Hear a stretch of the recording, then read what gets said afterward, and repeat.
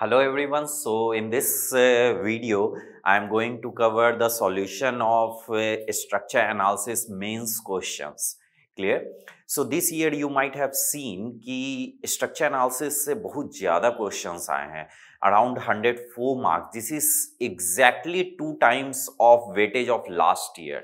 Clear so just you can imagine कि किसी भी सब्जेक्ट का वेटेज में अप एंड डाउन कितना ज्यादा हो सकता है। Structure analysis last year 52 marks का था and this year it is of 104 marks. So just you can imagine कि एक सब्जेक्ट का इंपॉर्टेंस को कितना स्विच किया जा सकता है। Clear so UPSC GATE examination these organisations keep on watching कि स्टूडेंट किस डायरेक्शन में रेगुलर मूव करते जा रहे हैं एवरी ईयर और all of sudden they twist the things. Clear so you have to prepare each and every subject properly. हर एक सब्जेक्ट पे प्रॉपर अटेंशन दीजिए। ऐसा नहीं आप कर सकते हैं कि इसमें लास्ट ईयर इतना आया so I will focus more on this subject, I will focus less on this subject. ये सब गलती नहीं करना है। Clear nowadays competition is very tough. Clear so you can't neglect any subject. हम लोग I appeared in 2008। Clear at that time this much competition was not there. Clear so उस time हम लोग तो एक दो सब्जेक्ट ही छोड़ देते थे। क्लियर लाइक उस समय 100% सिलेबस में अराउंड मैक्सिमम 70 to 80% सिलेबस हम लोग कवर करके जाते थे एंड 60% आउटपुट देते थे and we qualify with good rank. I had rank 10th in engineering services with marks 546 out of 1200 और आज के डेट में इतने मार्क्स में तो आप लोग क्वालिफाई भी नहीं कीजिएगा। This is the difference. Clear so हम लोगों के टाइम में सब्जेक्ट स्किप करना, टॉपिक स्किप करना कोई बड़ी बात नहीं होती थी। ये बहुत कॉमन फीचर था। जो डिफिकल्ट लगता था हम लोग स्किप कर देते थे, जो इजी लगता था उसको पहले कवर कर लेते थे।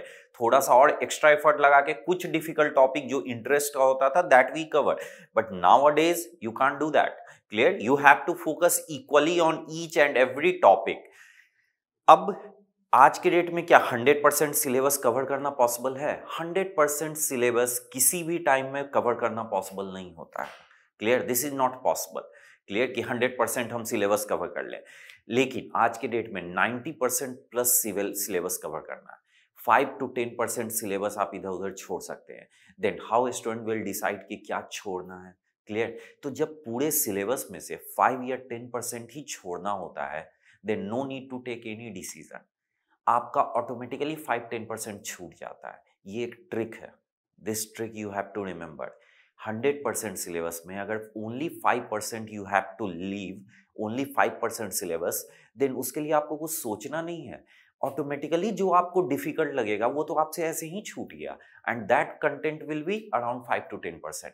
तो आपको सोच के नहीं छोड़ना है कि मैं ये टॉपिक नहीं पढ़ूंगा, ये टॉपिक नहीं पढ़ूंगा। आप ट्राई करते रहिए सारा पढ़ने का। जो डिफिकल्ट होगा वो ऑटोमेटिकली आपको कम समझ में आएगा, आपसे ऑटोमेटिकली छूट जाएगा। सो ये भी एक तरीका होता है। क्लियर कि इन सब चीजों का आज के डेट में डिसीजन लेने का कोई मीनिंग नहीं है। हम लोग अपने टाइम में डिसीजन लेते थे कि ये टॉपिक से कम आता है, चाहे ये टॉपिक बहुत कॉम्प्लिकेटेड है, कोई पढ़ाया नहीं है हम लोगों को, इसको छोड़ देते हैं। आज के डेट में ये सब नहीं करना है। आप लोग इक्वली सारे टॉपिक पे कवर कीजिए। जो छूटना होगा ऑटोमेटिकली आपका छूट जाएगा। Is it clear?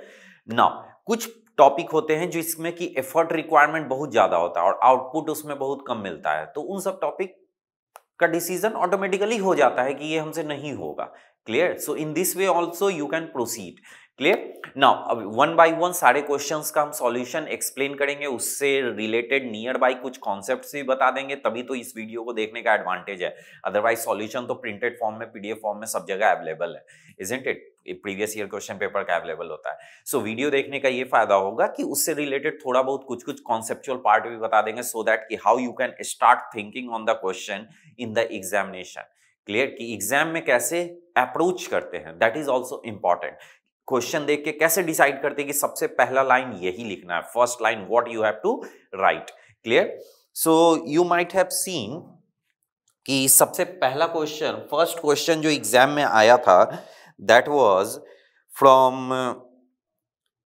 that question was from structure dynamics, isn't it? Clear so that question is from structure dynamics and that is question number 1C. Clear? So 1C question I am going to solve. So question number 1C. In question number 1C, there is a simply supported beam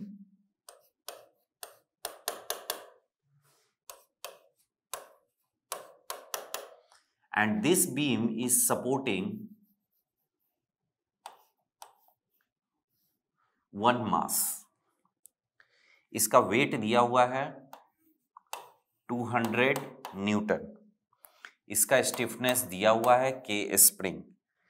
span दिया हुआ है that is 2 meter and 2 meter. Is it clear? Now आपसे कह रहा है कि इसका frequency बताने के लिए. सो बहुत सिंपल है.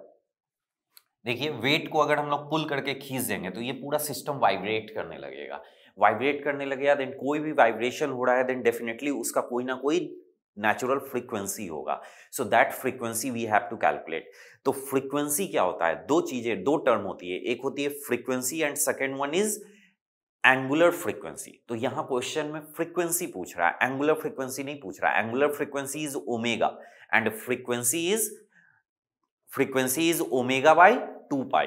Is it clear? तो सबसे पहले हम लोग ओमेगा कैलकुलेट करेंगे, उसको 2 पाई से डिवाइड कर देंगे. ओमेगा क्या होता है? Root under k by M. तो सिस्टम का एक स्टिफनेस और उसका मास. तो मास तो चलो मिल जाएगा, ये वेट है, इसको जी से डिवाइड कर देंगे, मास मिल जाएगा. नाउ के, तो इसमें एक ही स्प्रिंग नहीं है, ये बीम भी डिफ्लेक्ट होता है और बीम का भी कुछ स्टिफनेस होता है. So that is also behaving as a beam.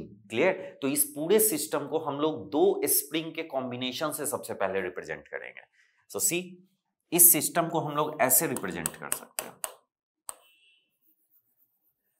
ये हो गया stiffness of beam and then ये हो गया stiffness of spring and then ये mass. Is it clear? Now अब दो स्प्रिंग है, ये दोनों स्प्रिंग सीरीज में है.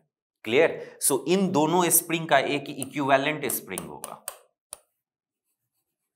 This is equivalent spring and this is m. This is k equivalent. सो हम लोगों को के इक्विवेलेंट निकालना होगा और ओमेगा इन क्या होगा? Root under k by m. Clear? So simple है. नाउ इसके लिए के इक्विवेलेंट निकालने के लिए के बी और के एस चाहिए. तो के एस तो डायरेक्टली क्वेश्चन में दिया हुआ है, तो के बी चाहिए. तो बीम का स्टिफनेस क्या होगा? हर बीम का स्टिफनेस अलग अलग होता है. अगर सिंपली सपोर्टेड होगा देन अलग होगा, कैंटिलीवर होगा तो अलग होगा. तो स्टिफनेस का बेसिक मीनिंग क्या होता है? Stiffness is force required to produce unit displacement, that is called stiffness. तो इस बीम में यहां पे यूनिट डिस्प्लेसमेंट देने के लिए कितना फोर्स हम लोगों को चाहिए, तो यही हम लोग निकाल लेंगे. क्लियर? सबसे पहले हम लोग केबी निकालते हैं. फॉर केबी, सो बहुत सिंपल है. This is simply supported beam.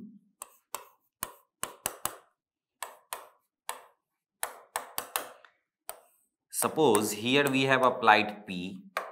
Because of this P, there is deflection. And this deflection is delta. So delta is how much? So as we know that PL cube upon 48 EI. Now, so can we write P is equal to 48 EI upon L cube for into delta. But हम लोगों को delta कितना रखना है? 1, क्योंकि हम लोग stiffness calculate कर रहे हैं, बीम का स्टिफनेस. सो इस बीम का स्टिफनेस तो delta is equal to 1. So that's why and P is equal to 48 E I upon L cube. This is called stiffness. अब इस स्टिफनेस का वैल्यू हम लोगों को कैलकुलेट करना पड़ेगा. सो ये स्टिफनेस ऑफ बीम हो गया.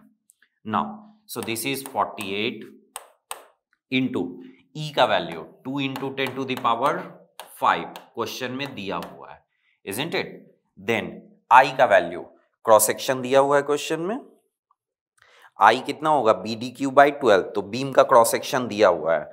सो 20 इंटू 40 का cube divided by 12 into L cube. L कितना है? सो एल 4 मीटर है, सो उसको 4000 mm कर देते हैं. Clear? And this will give you 16 Newton पर एमएम है, इसको हम लोग किलो ये न्यूटन मीटर में कन्वर्ट कर देते हैं। सो दिस इज 16,000 न्यूटन पर मीटर। सो ये बीम का स्टिफनेस निकल गया। स्प्रिंग का स्टिफनेस हम लोगों को ऑलरेडी पता है, हम लोगों को इक्विवेलेंट स्टिफनेस निकालना है। Is it clear?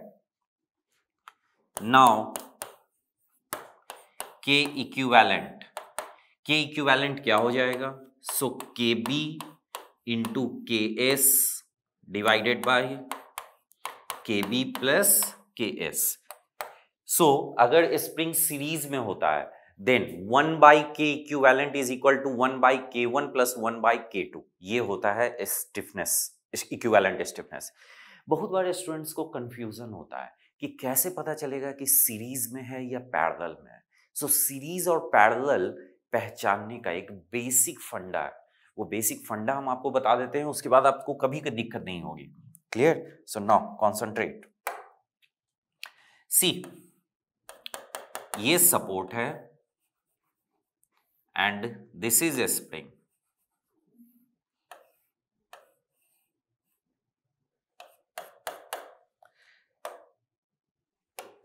इसको हम लोग पुल कर रहे हैं, ये क्या है? पैरेलल।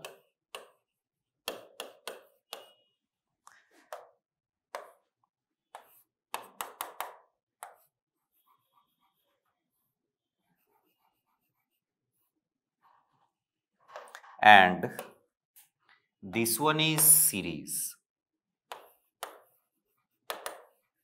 तो आप कहिएगा सर इसमें कौन सा बड़ा बात है, ऐसा डायग्राम तो हम लोग बहुत देखे हैं, पैरेलल सीरीज, इसमें कौन सी बड़ी बात है, इसमें क्या नया बताए?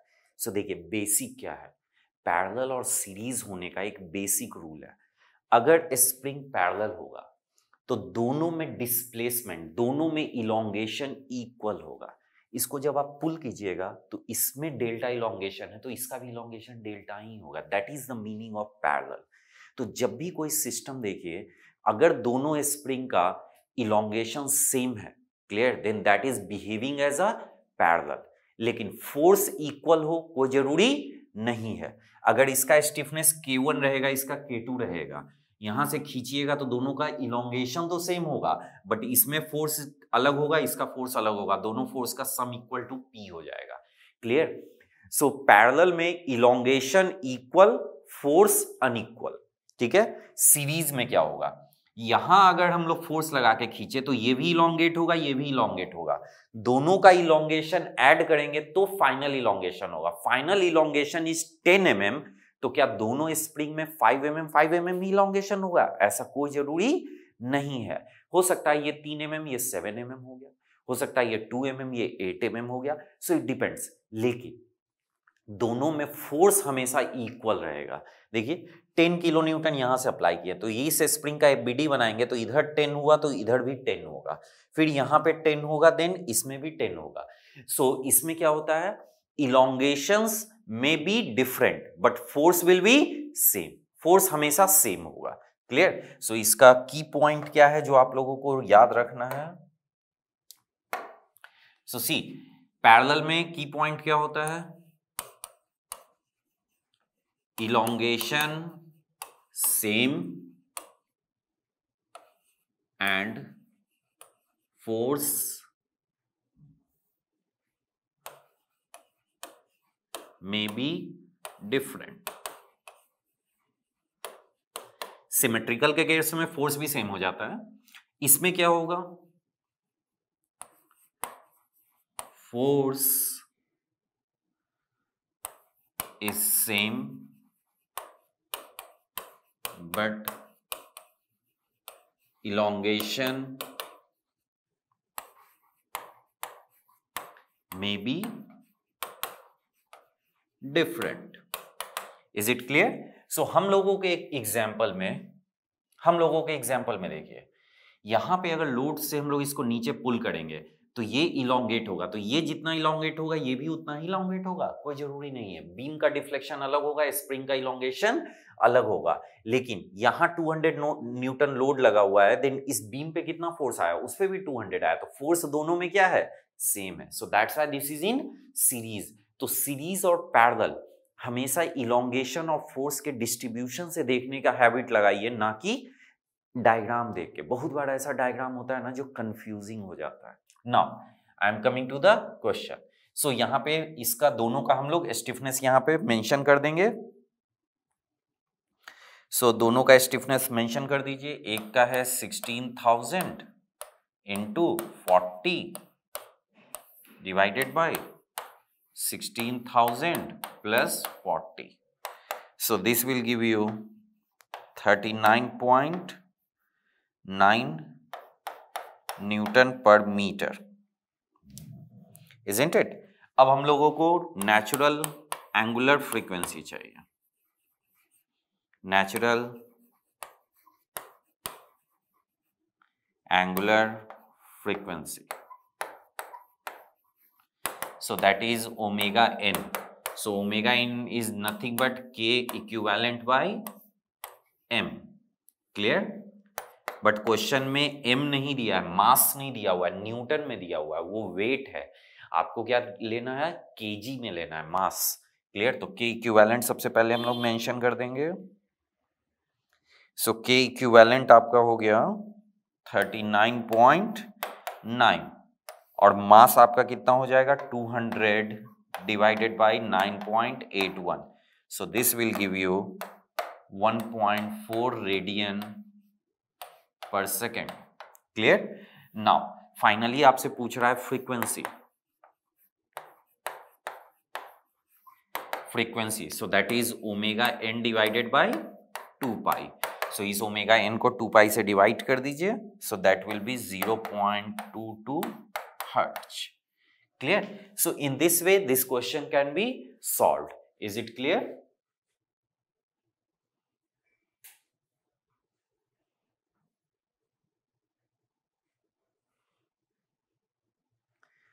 So now note down.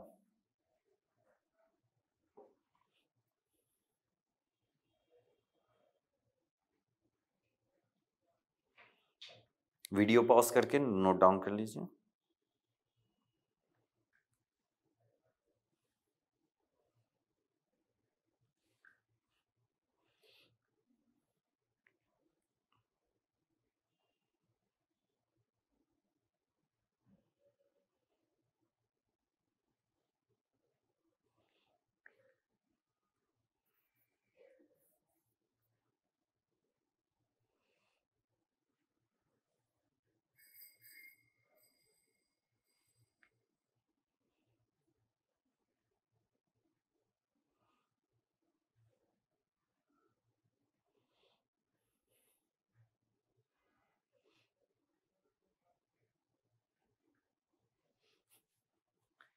Now structural dynamics, ये क्वेश्चन स्ट्रक्चर डायनामिक्स का था। क्वेश्चन को जब आप स्टार्ट कीजिएगा पढ़ना, देन इसमें फोर्सिंग फंक्शन भी दिया हुआ है कि फोर्स ऐसे अप्लाई है, लेकिन फाइनली जो क्वेश्चन में पूछा है वो सिस्टम का नेचुरल फ्रीक्वेंसी पूछा है।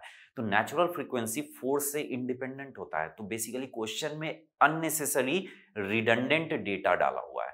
बहुत सारा डेटा है जो कि रिडंडेंट है, उसका जरूरत नहीं है। फाइनली क्वेश्चन बस इतना से ही सॉल्व हो जाएगा। तो ऊपर फोर्सिंग का जितना भी चीज दिया हुआ है ना, दैट इज यूजलेस। क्लियर है क्या कि structure dynamics is not a chapter, this is a complete subject. Clear? So questions frame करते टाइम बहुत सारे पोर्शन से उठा के दे दिया, लेकिन क्वेश्चन में पूछा बहुत सिंपल चीज है, बट क्वेश्चन फ्रेम करते टाइम उसको कॉम्प्लिकेट किया है। क्लियर? तो स्टूडेंट्स इसी से बहुत डर जाएंगे कि अरे फोर्सिंग फ्रीक्वेंसी दिया है, पता नहीं क्या पूछ रहा है, नहीं पूछ रहा है। बट पूछा बहुत सिंपल सा चीज है, बहुत simple thing, that is frequency, and that is simply root under k by m, omega n निकाल लीजिए और उसको फिर 2 पाई से डिवाइड कर दीजिए। So in this way first question is solved. Clear? So question is easy but it's somehow difficult for students to handle. क्यों? क्योंकि स्टूडेंट्स बहुत कंफर्टेबल नहीं है स्ट्रक्चर डायनामिक्स में। बीटेक में स्ट्रक्चर डायनामिक्स का बस एक छोटा सा पोर्शन इंसर्ट किया गया है। स्ट्रक्चर डायनामिक्स पूरा डिटेल में पढ़ाया जाता है एमटेक में। Clear? So BTech students are not very comfortable in dynamics, so that's why उनके लिए ये क्वेश्चन डिफिकल्ट हो जाता है। अदरवाइज क्वेश्चन में बहुत कुछ नहीं पूछा है, क्वेश्चन बहुत सिंपल है, बट स्टूडेंट्स के लिए difficult to handle. Now coming to the next example, that is from cable. Clear. आज के डेट में केबल बहुत ही इंपॉर्टेंट रोल प्ले कर रहा है कन्वेंशनल में, स्पेशली हर साल केबल से एक ना एक क्वेश्चन रहता ही है। And this year it was very easy question, बहुत ही सिंपल क्वेश्चन था। क्लास नोट्स में हम ऐसा क्वेश्चन बनवाए हुए हैं मेंस के क्लास में। क्लियर, एकदम सेम क्वेश्चन, बस ये डायमेंशन अलग है, एच अलग है और ये स्पैन अलग है, लोडिंग अलग है, otherwise question was same, exactly same.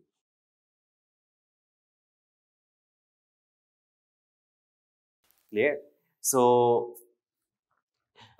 now in this question what you have to calculate? तो इस क्वेश्चन में आपसे मैक्सिमम टेंशन पूछ रहा है एंड हॉरिजॉन्टल पुल पूछ रहा है। क्लियर। सो सबसे पहले आपको ये जानना है कि where will you get maximum tension. So when cable is supported at unequal level support, unequal level, एक का यहाँ लेवल है एक का यहाँ लेवल है, तो मैक्सिमम टेंशन हमेशा हाईएस्ट पॉइंट पे आता है। It means you have to calculate tension at here. Now अब यहाँ टेंशन हम लोग कैलकुलेट कैसे करेंगे? बहुत सिंपल है। केबल का टेंशन और यहाँ पे दो रिएक्शन होगा, तो दोनों रिएक्शन का रिजल्टेंट हमेशा केबल के ही डायरेक्शन में होगा, तभी ये जॉइंट इक्विलिब्रियम में रहेगा। इट मींस कि हम लोगों को हॉरिजॉन्टल और वर्टिकल रिएक्शन कैलकुलेट करना है। हॉरिजॉन्टल वर्टिकल रिएक्शन कैलकुलेट कर लेंगे और उसका रिजल्टेंट निकाल लेंगे, दैट इज द आंसर। वो मैक्सिमम टेंशन होगा। एकदम सेम क्वेश्चन क्लास में कराया हुआ है कन्वेंशन के बैच में। Clear. I will add the diagram of that, आप लोग देखिएगा इसी वीडियो में हम एक बीच में इंसर्ट करवा देंगे सेम क्वेश्चन जो क्लास नोट्स का है। नाउ सो अब हम लोगों को यहाँ पे रिएक्शन कैलकुलेट करना है, तो सिंपल हो गया। क्वेश्चन में टी मैक्स निकालना है, तो हम लोग क्या कैलकुलेट करने जा रहे हैं? सबसे पहले रिएक्शन, तो सपोर्ट हटा देते हैं और रिएक्शन लगा देते हैं। यहाँ पे सपोर्ट हटा देंगे और रिएक्शन लगा देते हैं। सो now C, this one is VB, this one is HB, this one is VA and this one is HA. Now इस FBD में how many unknowns we have? 4. 4 reaction है। How many equations we have?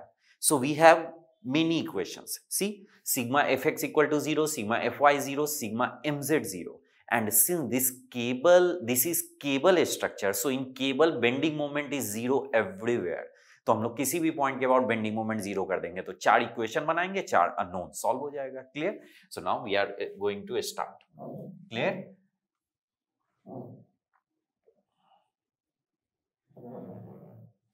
So first equation,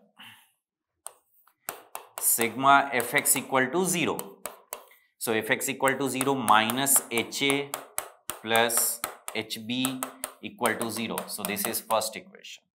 Second equation, sigma fy is equal to 0. So that is VA plus VB minus 12 into 150 is equal to 0. So this is second equation. Then third equation, sigma mz equal to 0, तो किस point के about 0 कर दें? ए के about 0 कर देते हैं, ए के about 0। Clear.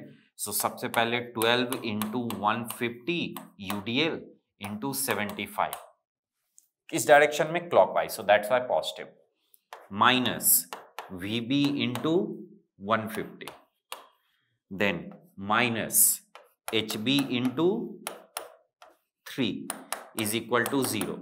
So this is third equation. And then fourth equation is moment about C is equal to 0 from right hand side हम लोग लिख लेते हैं। केबल है ना, तो केबल में हर जगह बेंडिंग मोमेंट 0 है, तो हम लोग यहाँ जो ये लोएस्ट पॉइंट है ना, इसके अबाउट बेंडिंग मोमेंट 0 लिख देते हैं। क्लियर। तो इसके अबाउट बेंडिंग मोमेंट जब 0 लिखेंगे तो क्या होगा? Minus VB। क्लियर। सो VB इंटू ये डिस्टेंस नहीं पता है, ये डिस्टेंस 75 नहीं है। क्लियर। सो ये डिस्टेंस 75 नहीं है, तो अब ये क्या कीजिएगा, तो हम लोग एक नया अननोन इंट्रोड्यूस कर देते हैं। So this distance is nothing but Z, एक इंट्रोड्यूस कर दिए Z डिस्टेंस पे। एज्यूम कीजिए अनइक्वल लेवल पैराबोला है ना, इसलिए उसका लोएस्ट पॉइंट मिड में हो, कोई जरूरी नहीं है। So minus VB into Z, clear, then plus HB into 2 plus 12 into Z square by 2 is equal to 0. So this is fourth equation. Now you have 4 equations and 5 unknown. क्यों 5 unknown? एक z भी तो introduce हो गया, तो अब कैसे निकालिएगा? तो जब भी अनइक्वल लेवल्स पैराबोला होता है ना, क्लियर, अनइक्वल लेवल पैराबोला होता है, तो उसमें एक फॉर्मूला हम क्लास में बताए थे, क्लियर। वो फॉर्मूला जिसको याद होगा तुरंत क्वेश्चन सॉल्व कर देगा, क्लियर। और नहीं अगर वो फॉर्मूला याद है, देन पैराबोला का पूरा ज्योमेट्री लगा के आपको ये डिस्टेंस z कैलकुलेट करना पड़ेगा, क्लियर। तो वो काफी लेंदी हो जाता है। तो जब क्लास में हम पढ़ाते हैं तो क्लास में हम दोनों मेथड से सॉल्व करते हैं। पहले पैराबोला का बेसिक इक्वेशन लगा के ये z कैलकुलेट करके दिखाते हैं, क्लियर, और उसके बाद सिंपली वो फॉर्मूला से डायरेक्टली बता देते हैं, सो दैट कि स्टूडेंट्स को दोनों पता रहे। यहाँ पे हम डायरेक्टली आपको फॉर्मूला से बता रहे हैं, बेसिक से बताने का उतना जरूरत नहीं है, क्योंकि पैराबोला है, यहाँ पे स्लोप 0 होता है, तो वो सब पैराबोला का इक्वेशन लगा के हम लोग निकाल लेते हैं, clear. From geometry of cable profile, from geometry of cable profile. So cable profile का ज्योमेट्री के क्रॉसपॉन्डिंग, अगर केबल प्रोफाइल कुछ ऐसा है, clear, this height is h1, this height is h2, this one is L1 and this one is L2, clear. Then there is a formula, root under h1 by h2 is equal to L1 by L2. So हम लोगों के case में क्या है, root under h1 हम लोगों का कितना है 2 मीटर, h2 कितना है 3 meter plus 2 meter that is 5 meter is equal to L1 हम लोग कितना माने हैं z, एंड L2 कितना हो जाएगा 150 minus z, clear. So this will give you z is equal to, ये दे देगा z is equal to 58.12 metre. So ये कौन सा इक्वेशन हो गया, so this is fifth equation. Now you have 5 equations and 5 unknowns. From equation 1 to 5, clear, HA equal to HB equal to VA equal to VB equal to, so सारा reaction हम लोग निकाल लिए। सो HA HB इक्वल टू कितना आया 10131.67 kilo Newton, and VA आएगा 697.366 kilo Newton, and ये 1102.634 kilo Newton, clear. सारा हम लोगों का निकल गया reaction. Then T max is equal to nothing but VA square plus HA square. So इसका वैल्यू कैलकुलेट कर लीजिए, इसमें रख दीजिए सारा value. So 1091.49 kilo Newton. In this way you can calculate, clear. और हॉरिजॉन्टल पुल बोलेगा तो कितना हो जाएगा, सो हॉरिजॉन्टल पुल यही जो हॉरिजॉन्टल रिएक्शन है वही होगा। केबल में हॉरिजॉन्टल कंपोनेंट हर जगह कांस्टेंट होता है, तो जो हॉरिजॉन्टल रिएक्शन है हर जगह हॉरिजॉन्टल पुल सेम रहेगा, क्लियर। सो इस साल ये केबल का क्वेश्चन बहुत ही सिंपल दिया था, सेम क्वेश्चन क्लास में कराया हुआ है। जो लोग क्लास किए होंगे उन लोग तो बड़े ही आराम से ये क्वेश्चन सॉल्व किए होंगे। एंड कितने मार्क्स का ये 12, कितने मार्क्स का ये 12 मार्क्स का क्वेश्चन है, बहुत ही इजी क्वेश्चन आया था। Is it clear? Now those who want to write लिख लीजिए।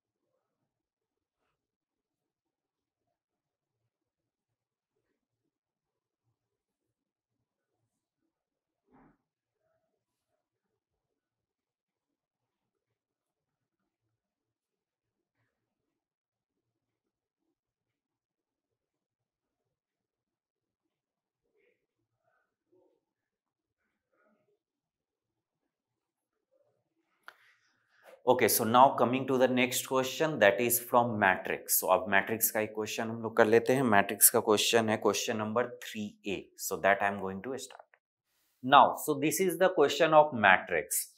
सो एग्जाम में ये 3 कोऑर्डिनेट दिया हुआ था, आपसे पूछ रहा था फ्लेक्सिबिलिटी मैट्रिक्स बनाने के लिए. ये भी क्वेश्चन बहुत सिंपल आया था. जनरली इतना सिंपल क्वेश्चन आता नहीं है एग्जाम में. सो ये भी क्वेश्चन सिंपल है और मेरे क्लास नोट्स में ये क्वेश्चन बनाया हुआ है. मेंस के भी क्लास में और जो जनरल बैच भी पढ़ाते हैं उसमें भी ये क्वेश्चन हम क्लास में कराए थे और ये क्वेश्चन एग्जाम में आया. Clear. So see the similarity. जो ये सॉल्व किए हुए होगा वो लोग ये क्वेश्चन आराम से सॉल्व करेगा without any problem.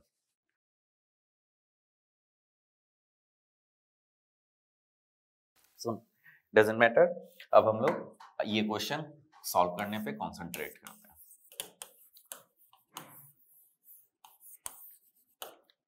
Now see. सो इसका 3x3 का मैट्रिक्स बनेगा. क्लियर. तो सबसे पहले हम लोग फर्स्ट कॉलम का सारा कोफिशिएंट इसमें फाइंड आउट करेंगे. For first column, first column के लिए हम लोग यूनिट लोड कहां पे अप्लाई करेंगे फ्लेक्सिबिलिटी में? कोऑर्डिनेट 1 के क्रॉसपॉन्डिंग. सो कोऑर्डिनेट 1 के क्रॉसपॉन्डिंग हम लोग यूनिट लोड अप्लाई कर देंगे. कोऑर्डिनेट 1 कहां है? So see this is coordinate 1. So coordinate 1 के डायरेक्शन में यूनिट लोड अप्लाई कर देते हैं. ऑब्वियस ही बात है, अगर यूनिट लोड अप्लाई किए हैं देन पूरा का पूरा फ्रेम डिफ्लेक्ट होगा. सो फ्रेम का डिफ्लेक्टेड शेप अब हम ड्रॉ करने जा रहे हैं. सो ये फ्रेम कुछ ऐसा डिफ्लेक्ट होगा.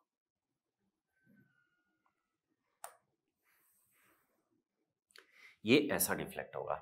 अब हर एक के क्रॉसपॉन्डिंग आपको डिस्प्लेसमेंट कैलकुलेट करना है. तो सबसे पहला ये वर्टिकल डिस्प्लेसमेंट जो हुआ है दैट इज डेल F11. सो ये जो डिस्टेंस है vertical that is F11. Then F21 यहां से ये डिस्टेंस F21 कोऑर्डिनेट 2 के डायरेक्शन में. कोऑर्डिनेट 2 हॉरिजॉन्टल दिए हैं. देखिए कोऑर्डिनेट 2 हॉरिजॉन्टल है तो हॉरिजॉन्टल डिस्प्लेसमेंट तो ये F21. देन F31 यहां पर जो रोटेशन हुआ सो रोटेशन इस डायरेक्शन में हुआ सो दैट इज F31. तीनों का वैल्यू कैलकुलेट करना है. कैसे कैलकुलेट होगा? बहुत सिंपल है. F11. सो F11 कैसे कैलकुलेट कीजिएगा? देखिए इसका थोड़ा सा हम FBD बना देंगे ना देन ज्यादा आसानी से आप लोगों को समझ में आएगा. तो सी इसका FBD बना देते हैं. ये मेंबर है, ये ज्वाइंट है एंड दिस इज कॉलम. हम लोग यहां पे लोड अप्लाई किए यूनिट. इसको इक्विलिब्रियम में करते हैं. सो वहां 1 है तो यहां भी 1 होगा. नाउ 1 into 1 यहां पे मोमेंट क्रिएट कर देगा. सो ये दोनों मिलके एंटी क्लॉकवाइज क्रिएट कर रहा है तो बैलेंस करने के लिए ये ऐसे हो जाएगा. सो 1 into LBC लेंथ. नाउ इतना ही फोर्स इक्वल एंड अपोजिट इस पे ट्रांसफर हो जाएगा. क्लियर. फिर इतना ही इधर जाएगा. क्लियर. देन फिर से इतना ही इस पे फोर्स आ जाएगा. क्लियर. अब इस वर्टिकल लोड के कारण तो ये कंप्रेस होगा लेकिन इस मोमेंट के कारण ये ऐसे डिफ्लेक्ट होगा. नाउ ये मेंबर जो ऐसे ऊपर गया है तो ये 2 रीजन से गया है. फर्स्ट BC मेंबर ऐसे बेंड हुआ. क्लियर. और B ज्वाइंट रोटेट हुआ है तो उसके कारण भी ये ऐसे ऊपर गया है. तो दोनों का डिफ्लेक्शन ऐड कर देंगे तब निकलेगा. क्लियर. सो सिंपल है. फर्स्ट हो जाएगा PLBC का क्यूब अपॉन 3EI. ये फर्स्ट हो गया plus theta B into LBC. Now ये हो गया PLBC का cube upon 3EI plus theta B निकलेगा कैसे? तो थीटा बी क्या है? यहीं पर का रोटेशन है. तो रोटेशन किसके कारण? मोमेंट के कारण. सो मोमेंट अगर m है तो ये ml अपॉन EI थीटा होता है. ये कैंटिलीवर के टाइप से बिहेव कर रहा है ना. So this is nothing but theta B. So ये थीटा बी कैसे निकलेगा, ml अपॉन ई आई, और m का वैल्यू कितना है, m का वैल्यू है 1 into L B C, so p into L B C that is m into L A B upon E I into L B C. बस अब सारे का वैल्यू पुट कर दीजिए, p का वैल्यू 1 है और एल बी सी अलग है और एल ए बी अलग है। यहाँ पे देखिए एम एल अपॉन ई आई में एल किसका लेंगे, इस मेंबर का लेंगे, क्लियर, इस मेंबर का एम एल, क्योंकि मोमेंट अप्लाइड है तो कितना डिफ्लेक्ट हो, कितना रोटेट होगा, सो उसमें एल नीचे वाले मेंबर का। नाउ इसमें सारा वैल्यूज पुट कीजिएगा, then you will get 117.33 upon E I, clear. ये F11 हम लोग कैलकुलेट कर लिए। अब हम लोग कैलकुलेट करते हैं F21। F21 क्या होगा, सो F21 ये डिस्टेंस है, तो ये डिस्टेंस उतना ही होगा ना जितना ये डिस्टेंस होगा, ये पूरा मेंबर BC है, तो यहाँ पे ये पॉइंट इधर उतना ही जाएगा जितना ये पॉइंट इधर जाएगा, तो ये हम लोग डिफ्लेक्शन कैलकुलेट कर लेते हैं।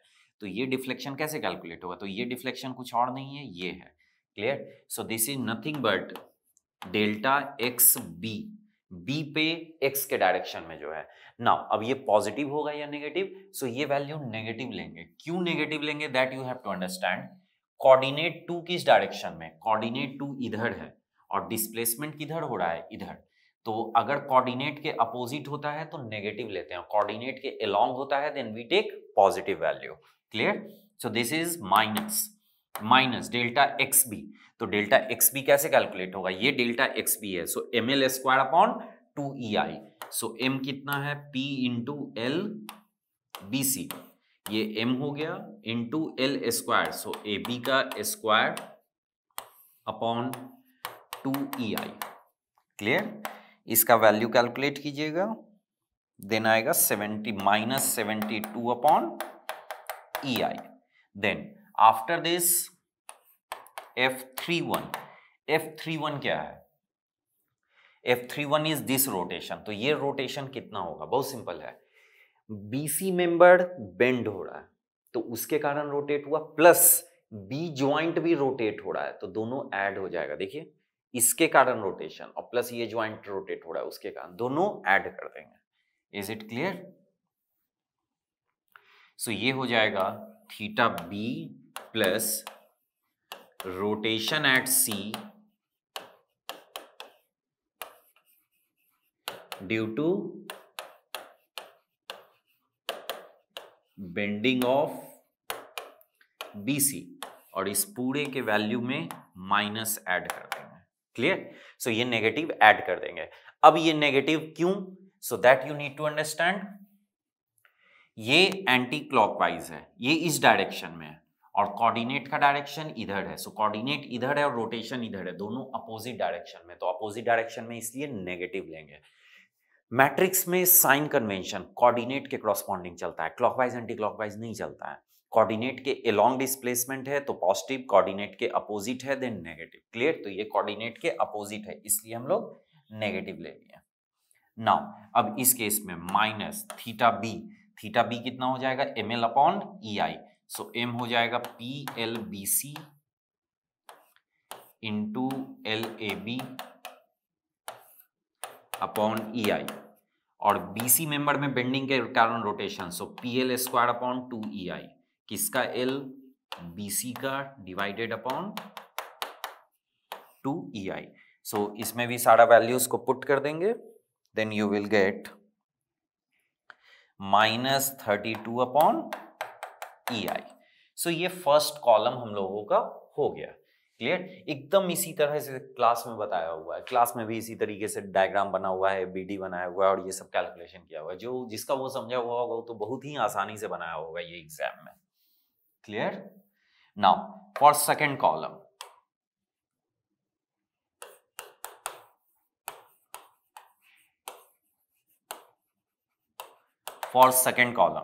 सो सेकंड कॉलम के लिए हम लोग क्या करेंगे,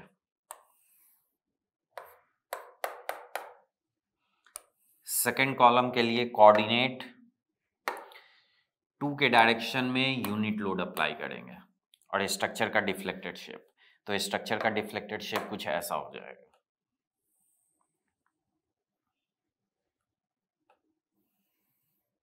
ऐसा हम लोग ऐसा मान रहे हैं। क्लियर? नाउ अब सारा डिस्प्लेसमेंट्स हम लोग देख लेते हैं। सो this one is F12, clear? This distance is F22 and this rotation is F32। हम लोगों को सारा वैल्यू निकालना है। देखिए कैसे निकलेगा। F12 ये वर्टिकल डिफ्लेक्शन, ये मेंबर स्ट्रेट रहेगा। क्यों स्ट्रेट रहेगा? क्योंकि ये फोर्स डायरेक्टली इसमें एक्सियल है, तो ये स्ट्रेट रहेगा। इसका भी एबीडी बना देते हैं, देन इजी हो जाता है समझना। ये ज्वाइंट,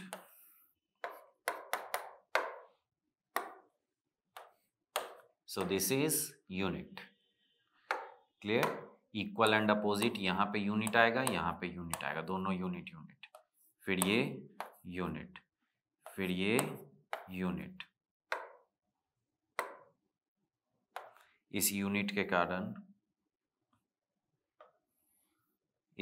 कारण ये ऐसे डिफ्लेक्ट हुआ। Now this angle is nothing but theta B, ये एंगल थीटा बी है। नाउ F12 ये वर्टिकल डिस्टेंस, तो ये सिंपली हम लोग लिख सकते हैं कि ये एंगल अगर थीटा बी है तो theta B into L B C. So this is nothing but theta B into L B C. और थीटा बी कैसे निकलेगा? बहुत सिंपल है, यहाँ पे P फोर्स है तो PL स्क्वायर अपॉन 2EI। सो PLAB का square upon 2EI into LBC। Clear? इसमें सारा वैल्यूज पुट कर देंगे, देन F12 का वैल्यू आ जाएगा, और ये माइनस में होगा। क्यों माइनस में होगा? क्योंकि ये डिफ्लेक्शन इस डायरेक्शन में और कोऑर्डिनेट 1 किस डायरेक्शन में था? इस डायरेक्शन में, तो दोनों अपोजिट है, इसलिए ये माइनस 72 अपॉन EI। और ये वैल्यू देखिए F12 F21 के बराबर आया या नहीं? F21 हम लोग पहले कैलकुलेट किए थे, उससे मैच कर गया। इट मींस कि हम लोगों का कैलकुलेशन सही है। Is it clear? F12 के बाद F22 ये डिस्टेंस है, ये डिस्टेंस उतना ही होगा जितना ये डिस्टेंस होगा, और ये डिस्टेंस कितना होगा? इसके बराबर, तो ये सिंपली PL³ अपॉन 3EI। सो PLBC नहीं, PLAB का क्यूब अपॉन 3EI। क्लियर? बस इसमें सारा वैल्यूज पुट कर दीजिए, आ जाएगा F22 आएगा 72 अपॉन EI। ये पॉजिटिव होगा। क्यों पॉजिटिव? कोऑर्डिनेट 2 भी इसी डायरेक्शन में और ये डिस्प्लेसमेंट भी इसी डायरेक्शन में हो रहा है। देन F32 ये रोटेशन और ये रोटेशन सेम रहेगा थीटा बी के बराबर, क्योंकि ये स्ट्रेट लाइन है। अगर ये स्ट्रेट लाइन है तो दोनों रोटेशन सेम है, और ये प्लस होगा या minus? So that is plus, क्योंकि कोऑर्डिनेट 3 इसी डायरेक्शन में है और ये भी रोटेशन उसी डायरेक्शन में है। Clear? So F32 that is simply theta B, और थीटा बी किसके बराबर है? PL square upon 2EI। किसका L? So that is AB। किसका L? That is AB। F32 so that is 18 upon EI। तो ये हम लोग सेकेंड कॉलम भी कंप्लीट कर लिए।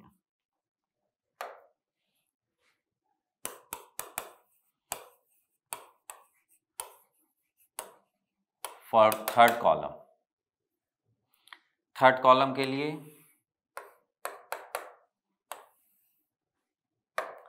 नाउ यहां पे यूनिट मोमेंट अप्लाई करेंगे। Clear?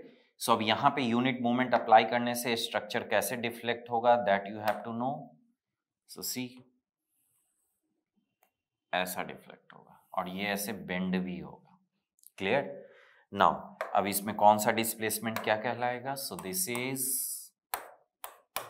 F13, this distance is F23 and this rotation is F33। फिर से BD बना देते हैं, then it would be easy to understand.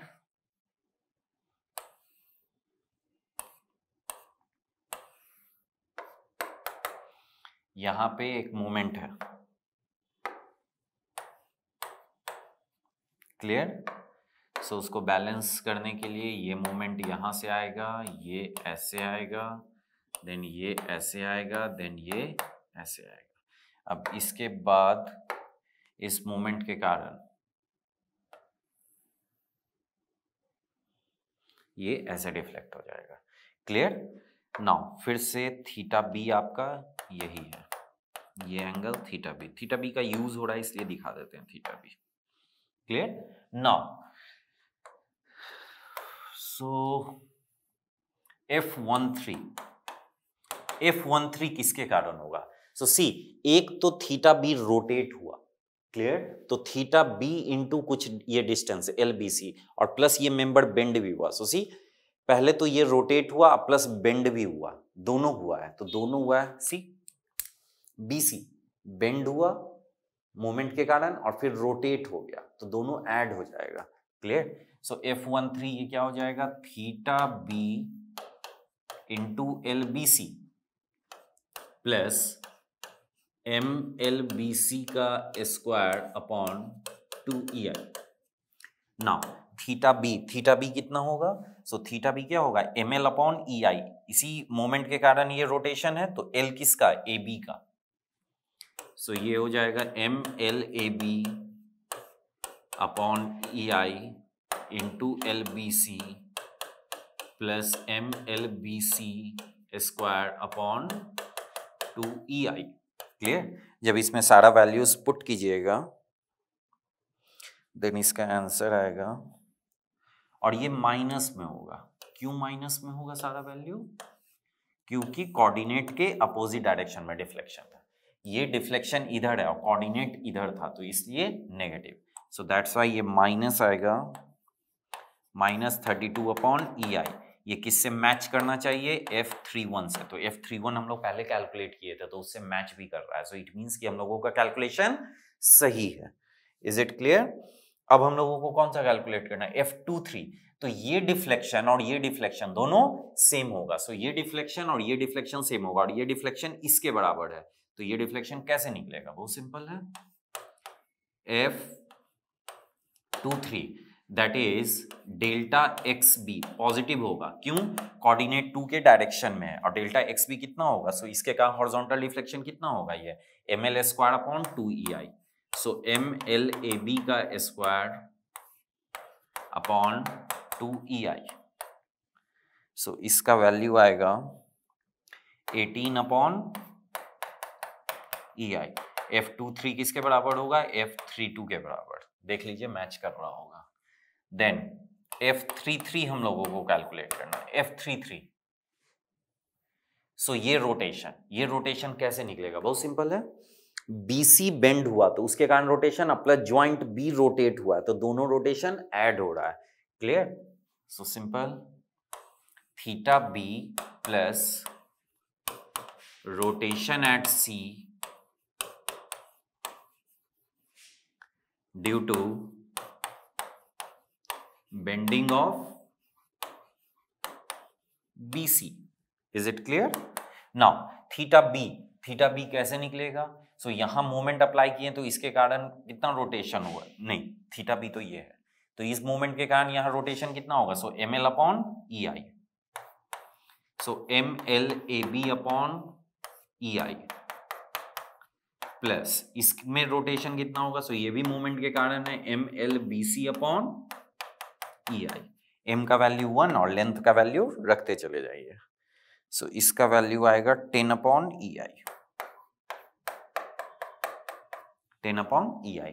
So in this way this question is solved, clear. बहुत ही simple question था mains के लिए। जो भी रेस्टोरेंट थोड़ा मैट्रिक्स ढंग से पढ़े होंगे, मैट्रिक्स बनाना, क्लियर, स्टिफनेस और flexibility matrix banana, they could have solved it very easily.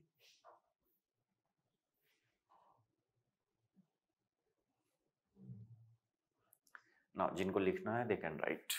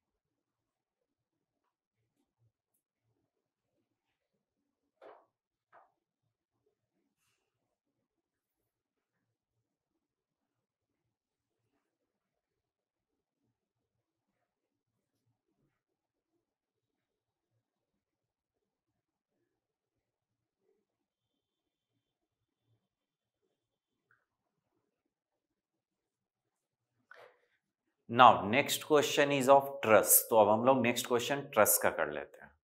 Now coming to the next question that is of truss. So truss से इस बार क्वेश्चन आया था स्टैटिकली इनडिटर्मिनेट ट्रस से। स्टैटिकली इनडिटर्मिनेट ट्रस में दो type का प्रॉब्लम होता है, एक member force as a redundant और एक support reaction as a redundant. Mains के क्लास में दोनों से एक एक क्वेश्चन कराया हुआ है।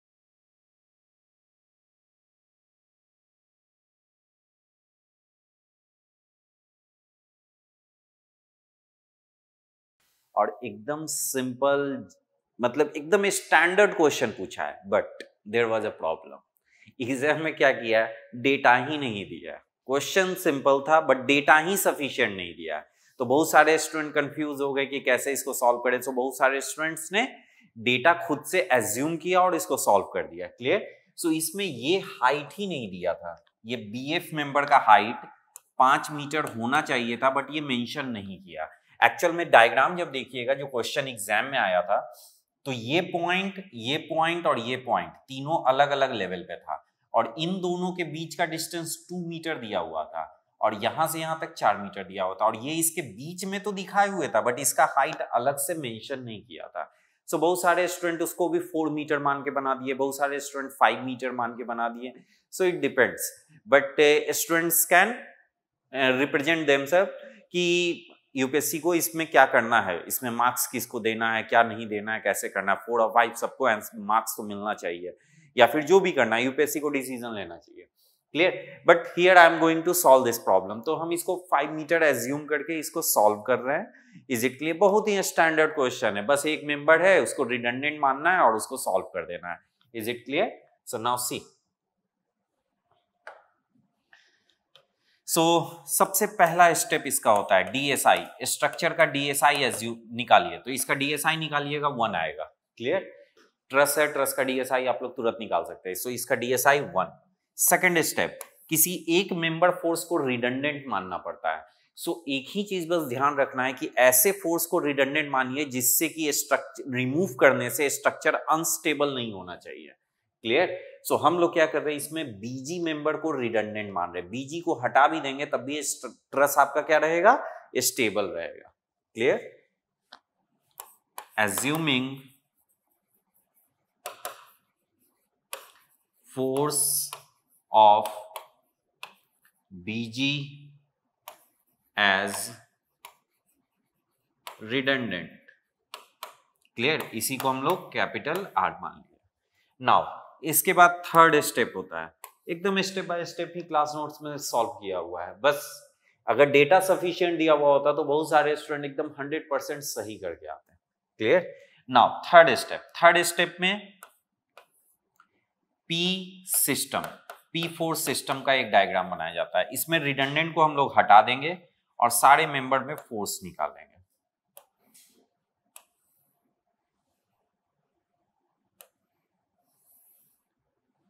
सो कैसे करना है,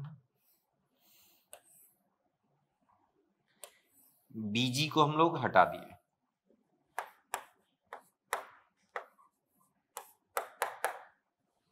सो बीजी मेंबर इज रिमूव नाउ, और इस पे जो लोडिंग अप्लाइड है उसी लोडिंग के लिए 100 किलो न्यूटन यहां अप्लाइड है, 100 किलो न्यूटन यहां applied. Now this is statically determinate truss. Statically determinate truss में लोडिंग दिया हुआ है और आपको हर एक मेंबर में फोर्स निकालना है। जब हर एक मेंबर में फोर्स निकालना है, what will you do, you have to adopt method of joints. Clear. सबसे पहले रिएक्शन निकालेंगे, सारे जॉइंट्स को सॉल्व करेंगे, हर एक मेंबर में फोर्स कैलकुलेट कर लेंगे। सो ये मेथड ऑफ जॉइंट्स का क्वेश्चन है। क्लियर। हम इसको हर जॉइंट को सॉल्व करने नहीं जा रहे, कोई फायदा नहीं है इतना सॉल्व करके दिखाने का। क्लियर। एंड में हम आपको सारा आंसर क्या आएगा, वो हर मेंबर में कितना फोर्स आएगा, वो टेबल बना के हम दे देंगे। आप लोग खुद से इसको सॉल्व करके देखिएगा कि आंसर मैच किया या नहीं किया। क्लियर। सो इसके सारे मेंबर फोर्स को हम लोग निकालेंगे। इसके मेंबर फोर्स को हम लोग क्या बोले, P। Member force is equal to P। Now third step के बाद fourth step,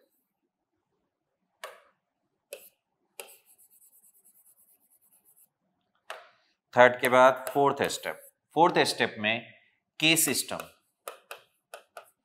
in this redundant के जगह हम लोग यूनिट लोड अप्लाई करते हैं,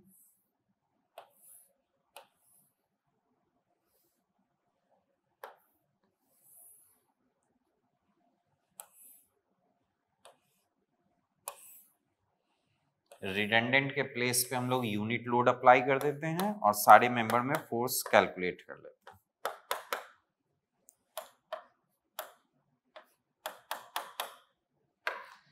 क्लियर?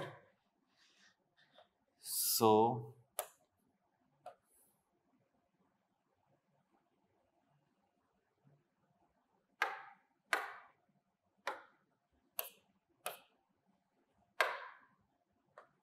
ये मेंबर था, मेंबर को हम लोग कट कर दिए और मेंबर पे यूनिट लोड लगा दिए। सो यूनिट लोड यहाँ और यहाँ पे यूनिट लोड। क्लियर? फिर से ट्रस के सारे मेंबर में हम लोग फोर्स कैलकुलेट करेंगे, फिर मेथड ऑफ जॉइंट से सॉल्व करेंगे। Clear? So method of joint से you can easily solve. Member force is equal to, इसको हम लोग के बोलेंगे। सो इसको भी आपको सॉल्व करना होता है, मेथड ऑफ जॉइंट से सॉल्व कीजिए। So that I am not going to solve. Clear? So इतना काम आपको करना है। बेसिकली इसमें सारा कैलकुलेशन इसमें इन्वॉल्व होता है और इसमें इन्वॉल्व होता है। Once you have calculated P force and K force, इसके बाद बस एक टेबल फिल करके सारा वैल्यूज पुट कीजिए और आंसर निकाल लीजिए। बहुत सिंपल है। नेक्स्ट हम आपको दिखा रहे हैं। उसके बाद ऐसा एक टेबल बनेगा, तो छोटा करके दिखा देते हैं। सी सो इसमें अब एक ऐसा टेबल बनेगा, सारा मेंबर हो गया, टोटल जितना भी मेंबर था वो सारा, इसका पी, हर मेंबर में कितना फोर्स आया, जो प्लस आया दैट इज टेंशन, जो माइनस आया दैट इज कंप्रेशन। तो आप लोग खुद से कैलकुलेट करके देखिएगा, ये सारा वैल्यू मैच करना चाहिए। अगर नहीं मैच कर रहा है तो गलत है इसका मतलब। उसके बाद यूनिट लोड लगा के सारे मेंबर में फोर्स कैलकुलेट करने बोले, ये सारा वैल्यू आना चाहिए। तो P निकल गया, K निकल गया। हर मेंबर का लेंथ हम लोगों को पता है, ज्योमेट्री दिया हुआ है तो उससे हर मेंबर का लेंथ निकाल लेंगे। तो हर मेंबर का लेंथ यहाँ पे इनपुट कर दिए। उसके बाद KPL तीनों को मल्टीप्लाई करके लिख दिए, फिर K²L उसको मल्टीप्लाई करके लिख दिए। यहां तक पहले हम लोग कर लेते हैं, ये कॉलम अभी छोड़ दीजिए, यहां तक हम लोग कर देते हैं। इसके बाद हम लोग क्या करते हैं, after this we need to calculate redundant. तो रिडंडेंट का एक्सप्रेशन होता है minus summation KPL upon AE divided by summation K² upon AE। Is it clear? Now अब इसमें आप देखिएगा कि ये AE और AE कट जाएगा। क्यों? क्योंकि AE कांस्टेंट दिया हुआ है, हर मेंबर का AE सेम है। तो ऊपर के समेशन में, नीचे के समेशन में AE सब जगह कांस्टेंट है, तो AE कैंसिल हो गया। नाउ माइनस इसका समेशन, तो इसका समेशन देखिए, KPL का हम समेशन यहां पे कैलकुलेट किए हैं। सो that is -947.515 divided by K²L इसका समेशन, सो दैट इज 18.961। सो ये वैल्यू हो जाएगा that is plus 50 kilo Newton. तो रिडंडेंट का वैल्यू 50 किलो न्यूटन में, इट मींस कि बीजी मेंबर में फोर्स हम लोगों का कितना है, 50 kilonewton. Once you have calculated 50 kilo Newton in this member, तो हर एक मेंबर में फोर्स कैलकुलेट करने का ये फॉर्मूला होता है F इक्वल टू P, ये वाला force plus redundant into K, ये वाला फोर्स। तो ये force plus redundant into K करके ऐड कर दीजिए, तो आपका फाइनली ये आ जाएगा। यही आपको कैलकुलेट करने के लिए बोल रहा है। Clear? Question conceptually it was very easy, but calculation बहुत ज्यादा था। इवन दो कि 5 मीटर अगर दिया हुआ होता ना एग्जाम में, तब भी कैलकुलेशन बहुत ज्यादा था। बस इसी से सोच लीजिए कि कैलकुलेशन कितना ज्यादा था। हम इस क्वेश्चन को स्टैट प्रो पे सॉल्व किए कि गलती हमसे नहीं हो। क्लियर? स्टैट प्रो पे हम ये ट्रस बनाए, क्लियर, लोड लगाए, उसका सारा P वैल्यू K वैल्यू उससे कैलकुलेट किए, फाइनली R निकाले और उससे करके आंसर ले आए। क्लियर? क्योंकि ये स्टैट प्रो में हमको एग्जैक्ट एकदम वैल्यू मिल गया और उसमें हम पूरा कॉन्फिडेंट है कि कहीं उनसे कैलकुलेशन मिस्टेक नहीं हो रहा, क्योंकि हमको सॉल्यूशन देना है सबको। स्टूडेंट तो एग्जाम में खुद सॉल्व करते हैं, तो इतना कैलकुलेट करने, टाइम टेकिंग ये क्वेश्चन बहुत ज्यादा था। स्ट्रक्चर में सारा क्वेश्चन ऑलमोस्ट इजी आया था, ये भी इजी था, बट कैलकुलेशन बहुत ज्यादा था इस क्वेश्चन में। क्लियर, क्योंकि ज्योमेट्री इसका ऐसा गंदा सा ज्योमेट्री दे दिया था कि थीटा वगैरह निकाल के और सारे मेंबर में फोर्स कैलकुलेट करना, जैसे 45 डिग्री वगैरह एंगल रहता है, देन फटाफट स्टूडेंट निकाल लेते हैं, बट इसमें कोई भी एंगल 45 डिग्री भी नहीं बन रहा है, जिसकी वजह से इसमें कैलकुलेशन बहुत ज्यादा जा रहा है। तो मैंने तो इसको स्टैट प्रो में बनाया और इजी वे में कैलकुलेशन किया, फिर एक्सेल सीट में उसके फोर्सेस को ट्रांसफर किया और एक्सेल सीट में ये टेबल बना के फाइनली हम रिडंडेंट निकाल लिए, तो मेरा तो तुरंत आ गया एक बार में। बट अगर ये मैनुअली करना पड़े देन काफी टाइम लग जाएगा इसमें। Is it clear? So this was the question. आप लोगों को जिसको लिखना है दे कैन राइट, तो चाहिए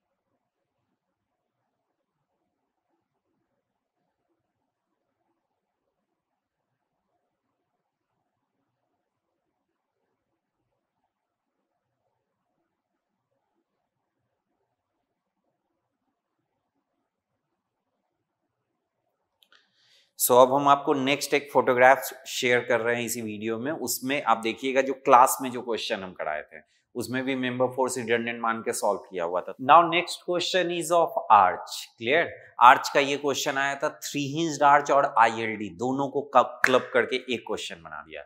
आर्च और आईएलडी जब भी दोनों चैप्टर से क्वेश्चन डालना होता है ना, देन आर्च के आईएलडी का क्वेश्चन डाल देता है, तो उसमें आर्च का भी नॉलेज चेक हो जाता है, आईएलडी का भी चेक हो जाता है। So this was the question ज्यादा डिफिकल्ट नहीं था। क्लियर, 20 मार्क्स का क्वेश्चन आया तो उस हिसाब से सॉल्यूशन का लेंथ बहुत कम था। 20 मार्क्स का चाहेगा कोई स्टूडेंट तो हाफ पेज में भी इसको सॉल्व कर सकता था। क्लियर, बट 20 मार्क्स का है तो half page is not justified, तो कितना भी कम तो कम से कम एक पेज में तो आप लोगों को बनाना चाहिए। इतना तो ध्यान रखना चाहिए कि अगर मार्क्स ज्यादा है किसी क्वेश्चन का और सॉल्यूशन बहुत छोटा है तो थोड़ा सा इलोंगेट कर दीजिए, डायग्राम ही बड़ा बना दीजिए, सो दैट कि लगे कि हाँ 20 मार्क्स हम किसी चीज का दे रहे हैं। क्लियर, सो बहुत ज्यादा शॉर्ट भी नहीं बनाना चाहिए, मेंस एग्जाम में ये सब चीजों का ध्यान रखना पड़ता है। नाउ सबसे पहले इसमें बोल रहा है कि सी पॉइंट का आईएलडी ड्रॉ करना है। तो आर्च का आईएलडी हम लोग बेंडिंग मोमेंट के, आर्च के बेंडिंग मोमेंट का आईएलडी हम लोग बेसिक से नहीं सॉल्व करते, मतलब यूनिट लोड को एक्स पे रख के हम लोग नहीं कैलकुलेट करते। हम लोग क्या करते हैं, बाय मेथड ऑफ सुपरपोजिशन इसको सॉल्व कर लेते हैं। So by method of superposition कैसे सॉल्व होता है? सो सी, सबसे पहले ILD of bending moment at C. Now it's very simple, bending moment in arch is equal to bending moment in equivalent simply supported beam minus h into Y, और y किसका? C का। Clear, ये C point का कितना y है वो, तो इसका आईएलडी ड्रॉ करेंगे, इसका आईएलडी ड्रॉ करेंगे और इसके आईएलडी में से उसके आईएलडी को माइनस कर देंगे। क्लियर, अब कैसे किया जाता है? बहुत सिंपल है। सो सबसे पहला बेंडिंग मोमेंट का आईएलडी, बीम का आईएलडी,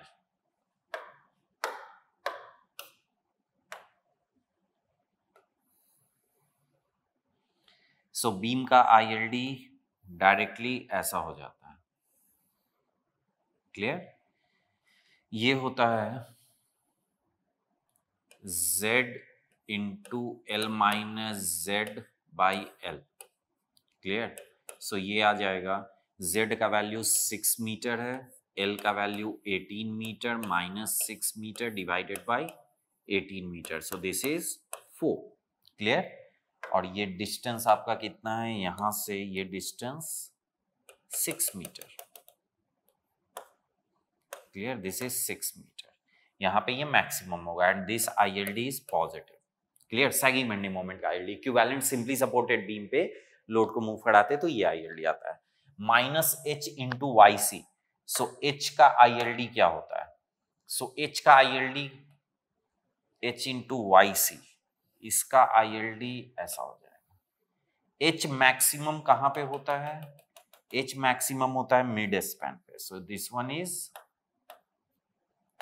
9 मीटर और ये वैल्यू हो जाएगा H इंटू YC, तो H का वैल्यू होता है L अपॉन 4H और YC का वैल्यू होता है that is 4H upon L square Z into L minus Z। Clear? इसको भी सॉल्व कीजिएगा, सारा वैल्यू पुट कीजिएगा तो ये भी 4 मीटर आ जाएगा। सो ये दोनों का लेवल बेसिकली सेम होता है और ये माइनस हो जाएगा। क्यों माइनस? यहाँ माइनस H इंटू YC है तो ये प्लस ये माइनस। अब एक पॉजिटिव एरिया है और एक नेगेटिव एरिया है, दोनों को सुपर इम्पोज किए हैं तो जो कॉमन एरिया है that will be cancelled out and remaining area is the final ILD। तो रिमेनिंग एरिया आपका फाइनल ILD हो गया, इतना area final ILD। Now see this is positive ILD, this is positive ILD, this is negative ILD। यहां से ILD का क्या हो रहा है? साइन चेंज हो रहा है। यही डिस्टेंस आपको निकालने के लिए क्वेश्चन में बोल रहा है, ये डिस्टेंस आपको कैलकुलेट करने बोल रहा है। So this distance is, you can assume कि ये डिस्टेंस कितना है, दैट इज x बार, ये x बार डिस्टेंस है। सो यही डिस्टेंस हम लोगों को बोल रहा है कि कैलकुलेट करने के लिए। बहुत सारा तरीका हो सकता है इसका कैलकुलेशन का। फर्स्ट कि आप सिमिलर ट्रायंगल वगैरह लगा के और ये डिस्टेंस निकाल लीजिए कि यहाँ से यहाँ तक का डिस्टेंस कितना है, ज्योमेट्री लगा के, क्योंकि इसका हाइट पता है, लेंथ पता है, तो दोनों ट्रायंगल का सारा प्रॉपर्टी पता है, ये दोनों ट्रायंगल कहाँ कट हो रहा है वो वैल्यू हम लोग निकाल लेंगे। तो ज्योमेट्री से आप निकाल सकते हैं। लेंदी हो जाता है जब कीजिएगा ना, अननेसेसरी लेंदी हो जाता है। क्लास में ये भी क्वेश्चन कराया हुआ है, आपको लग रहा होगा सर हर क्वेश्चन में बोल रहे हैं क्लास में कराया हुआ है। फॉर्चुनेटली इस ईयर ऐसा हुआ है कि ऑलमोस्ट सारा क्वेश्चन डायनामिक्स को छोड़ के बाकी सारा क्वेश्चन क्लास से आ गया। क्लियर? डायनामिक्स के क्वेश्चन को छोड़ के बाकी सारा क्वेश्चन क्लास से आया है। सो आई एम नॉट सेइंग कि सब क्वेश्चन क्लास नोट से आया है, रियली क्लास नोट से आया है। हम सब क्वेश्चन का एक एक फोटो भी दे देंगे जो मेंस के क्लास में लिया हुआ है। क्लियर? सो इसको ज्योमेट्री से भी बनाते हैं। क्लास में भी हम जब दिए थे ये क्वेश्चन, बहुत लोग इसको ज्योमेट्री से सॉल्व किए थे, इजंट इट? बट हम क्लास में ज्योमेट्री से नहीं बताते हैं, हम इसको दूसरे तरीके से बताते हैं, वो ज्यादा हमको इजी लगता है। देखिए ये ILD है, तो जहां पे साइन चेंज हो रहा है इसका मतलब ILD का वैल्यू वहां पे 0, ILD का वैल्यू क्या हो गया? 0। इट मींस कि जहां पे ILD का वैल्यू 0 है वहां पे अगर लोड कोई आ जाएगा तो C पॉइंट पे बेंडिंग मोमेंट उस समय कितना होगा? 0। तो हम लोग क्या करेंगे कि इस आर्च में एक लोड एज्यूम कर लेंगे दैट इज P, कितने डिस्टेंस पे?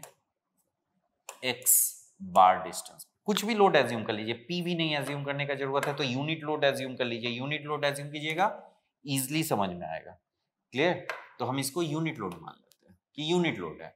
यूनिट लोड x बार डिस्टेंस पे है तो C का बेंडिंग मोमेंट कितना होगा? ऑटोमेटिकली 0 होगा। क्यों? क्योंकि x बार के कॉरस्पॉन्डिंग ILD कितना है? 0 है। तो बस अब हम लोगों को कुछ नहीं करना है, सिंपल है। 3 हिंज्ड आर्च है, उसमें यूनिट लोड x बार डिस्टेंस पे है और C पे बेंडिंग मोमेंट 0 है, ये हम लोगों को पता है। तो बेंडिंग मोमेंट एट C का इक्वेशन लिखेंगे and that will be equal to 0, तो उससे x बार का वैल्यू आ जाएगा। बहुत सिंपल। अब यहां पे आपको रिएक्शन चाहिए, तो यहां पे रिएक्शन कितना होगा? सो यहां पे रिएक्शन कैसे निकलेगा? सो जब भी इस आर्च में वर्टिकल रिएक्शन निकालना होता है तो P into B by L होता है। क्लियर? तो P यहां पे कितना हो गया? 1, B कितना हो गया? 18 माइनस x बार और divided by L that is 18। सो ये होता है P into B by L। So P का वैल्यू हो गया 1, B का वैल्यू हो गया 18 minus x bar divided by 18। Is it clear? तो ये खत्म हो गया। देन हॉरिजॉन्टल रिएक्शन कितना होता है? सो हॉरिजॉन्टल रिएक्शन कैसे निकलेगा? बहुत सिंपल है। यहां का हॉरिजॉन्टल रिएक्शन निकालना है ना, D पॉइंट के अबाउट बेंडिंग मोमेंट 0 कर दीजिए, तो ये पता चल गया, ये पता चल गया, तो हॉरिजॉन्टल रिएक्शन निकल जाएगा ना। हमको हॉरिजॉन्टल रिएक्शन का एक्सप्रेशन डायरेक्टली याद है, तो हम डायरेक्टली उसी को यूज कर देते हैं। हॉरिजॉन्टल रिएक्शन का एक्सप्रेशन होता है x/2h। अब x के जगह हम लोगों का लोड का डिस्टेंस कितना है, so x bar divided by 2 into h। h का वैल्यू कितना है 2.5, तो ये 2 into 2.5, so that is 5। Clear? So ये x बार डिवाइडेड बाई 5 और ये इतना आ गया। सो दोनों रिएक्शन निकल गया, c पे हम लोग बेंडिंग मोमेंट लिख देते हैं। Now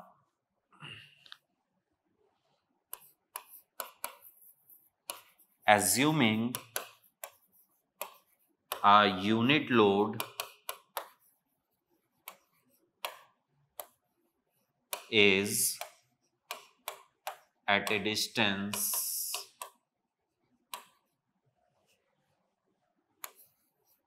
x bar from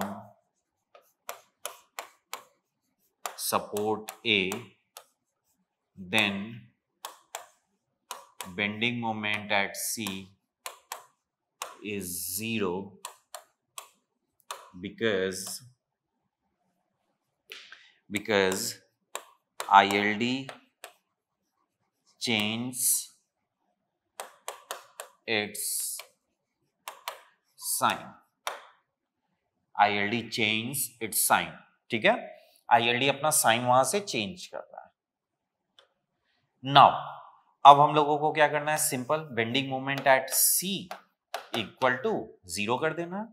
so bending moment at C क्या होगा, VA into X bar minus HA into YC equal to 0।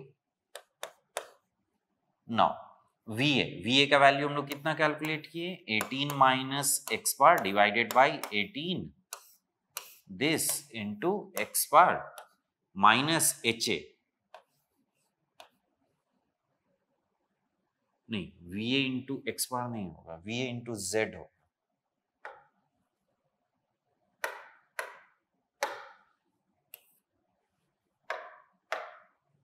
VA into Z होगा। Z डिस्टेंस पे C है ना, x बार डिस्टेंस पे तो लोड है, हम लोड के नीचे बेंडिंग मोमेंट थोड़ी कैलकुलेट कर रहे हैं, हम लोग C पे बेंडिंग मोमेंट कैलकुलेट कर रहे हैं।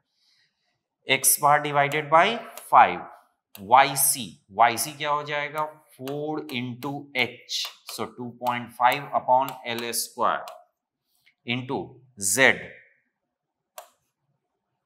इंटू 18 माइनस Z कितना है 6 मीटर, दिस इक्वल टू 0। तो Z का वैल्यू पता है, तो इसमें only x bar is unknown, so यहां से हम लोगों का x बार का कैलकुलेशन करके आ जाएगा।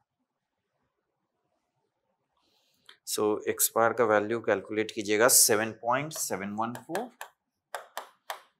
मीटर।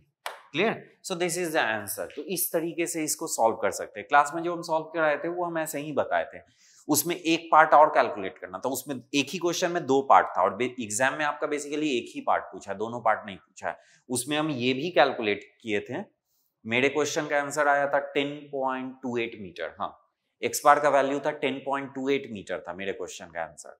और फिर हम ये भी उसमें कैलकुलेट कराए थे कि लोड के नीचे बेंडिंग मोमेंट कितना होगा, तो वो भी उसमें कैलकुलेट किया हुआ, यहाँ पे वो नहीं पूछा है। Is it clear? सो जिसको लिखना है they can write.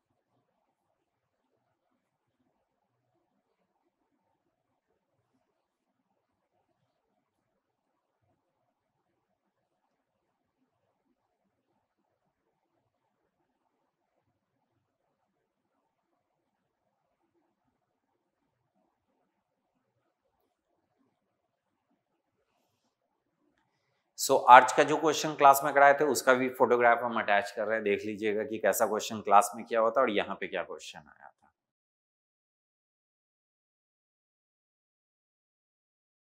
Now coming to the next question, that is from moment distribution method. Clear? So ये जो question है moment distribution method का, moment distribution method is broadly divided into two parts. Questions from non-sway and questions from sway. Clear? एक non-sway का case होता है, एक sway का केस होता है. Non-sway का question काफी easy होता है हैंडल करना एग्जाम में. sway का केस थोड़ा कॉम्प्लिकेटेड हो जाता है. स्वे का केस में लेंदी हो जाता है सॉल्यूशन, कहीं भी एक जगह मिस्टेक हुआ आपका फाइनल आंसर मैच नहीं करेगा. सो जनरली जब हम क्लास में पढ़ाते हैं moment distribution with sway, then I always warn students not to attempt question of sway analysis in the exam in the start time. Starting में जाके अटेम्प्ट करने का जरूरत नहीं, क्योंकि स्वे का क्वेश्चन जनरली हायर मार्क्स का आता है, तो स्टूडेंट टेम्प्ट हो जाते हैं कि अरे इतना मार्क्स एक बार में आ जाएगा, बट उसमें गलती होने का पॉसिबिलिटी बहुत ज्यादा होता है. तो स्वे का क्वेश्चन नेवर एडवाइजेबल.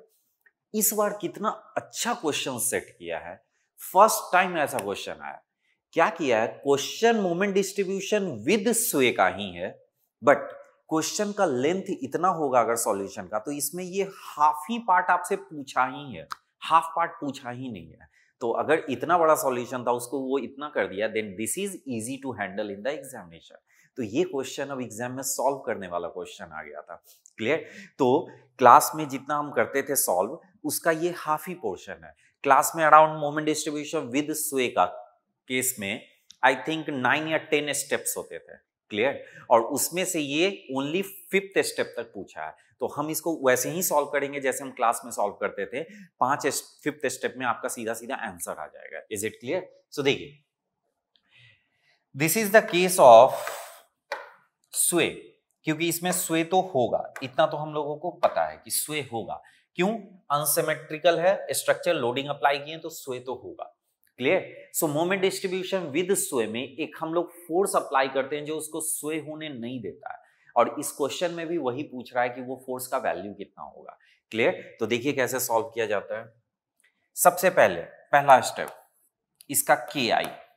सो इस स्ट्रक्चर का के आई 3 है, theta B, theta C and delta x B. Clear? 3 K आई है, तो 3 के आई में एक डेल्टा है, इट मींस कि ये स्वे का केस है. क्लियर? जब भी स्ट्रक्चर स्वे का केस होता है तो हम लोग क्या करते हैं, स्ट्रक्चर को 2 पार्ट में डिवाइड कर देते हैं. क्लियर? सो सी, आपका ओरिजिनल स्ट्रक्चर ये था. सो इस स्ट्रक्चर को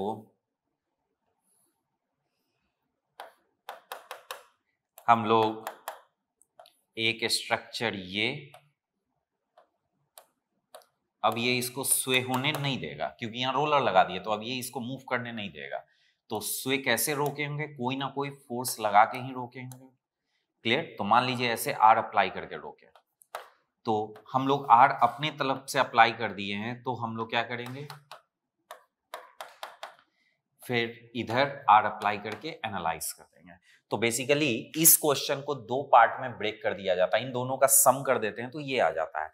आपसे बस इतना ही पार्ट पूछा है, उसका एनालिसिस पूछा ही नहीं, तो बस ये नॉन स्वे केस हो गया. तो इस स्ट्रक्चर को हम लोग एनालाइज करेंगे, ये फर्स्ट स्ट्रक्चर, ये सेकंड स्ट्रक्चर. सो नॉन स्वे को एनालाइज करेंगे. अब नॉन स्वे को एनालाइज करेंगे, इसका के आई निकालिएगा तो 2 ही के आई होगा, थीटा बी और थीटा सी. अब ये तुरंत सॉल्व हो जाएगा. सो देखिए, थर्ड नॉन स्वे एनालिसिस. नॉन स्वे एनालिसिस में इस स्ट्रक्चर का के आई निकालेंगे सबसे पहले. सो के आई कौन सा हो जाएगा, theta B and theta C. Clear? So theta B है एंड थीटा सी है. Second step, fixed end moment, M F A B is equal to M F B A is equal to MFCD is equal to MFDC is equal to 0. Clear? Then MFBC equal to minus WL square upon 12 और MFCB कितना होगा, so that is WL square upon 12. Is it clear? Now इसका value हम आपको बता देते हैं। Fixed end moment हो जाएगा ये -60 आएगा और ये +60 आएगा। अब हम लोगों को डिस्ट्रीब्यूशन फैक्टर निकालना है। नॉन स्क्वायर एनालिसिस कर रहे हैं तो डिस्ट्रीब्यूशन फैक्टर कैसे निकलेगा? सिंपल है, joint then member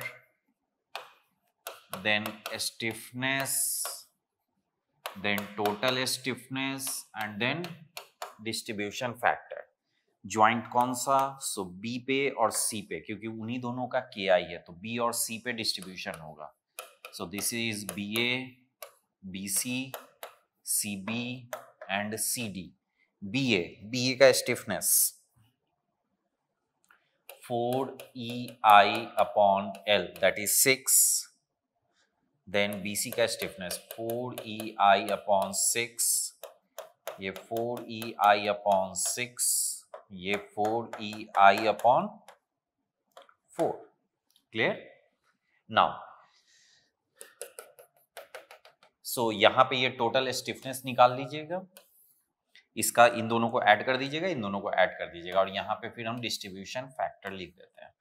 clear? Distribution factor का वैल्यू आएगा 0.5, 0.5, ये 0.4, ये 0.6। Clear? 0.5, 0.5, 0.4, 0.6। Is it clear? Now अब हम लोगों को डिस्ट्रीब्यूशन फैक्टर निकाल लिया, अब हम लोगों को डिस्ट्रीब्यूशन टेबल बनाना है। सो बहुत सिंपल है, डिस्ट्रीब्यूशन टेबल। सो ज्वाइंट आपका कौन सा है? A, then joint B, then joint C and then joint D. Joint पे मेंबर